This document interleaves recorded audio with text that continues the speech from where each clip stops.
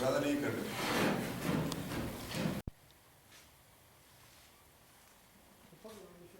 ਚੱਲ ਆਏ ਹੋ ਭਾਈ ਕਿਚਨ ਦੀ ਨਾਮ ਸਿੱਧੇ ਨੇ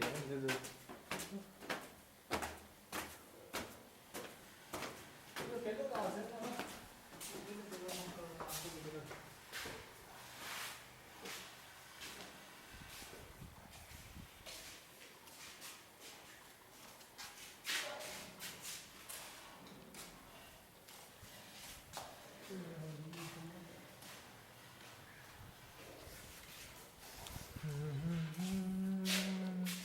ਤਸਵੀਰਾਂ ਵੀ ਜਦੋਂ ਵੀਡੀਓ ਬਣਾ ਰਹੇ ਆ ਬੱਚੇ ਕੋਲ ਕੰਮ ਖੜੀ ਜਾਣਾ ਉਹਨਾਂ ਨੂੰ ਦੇ ਦੇ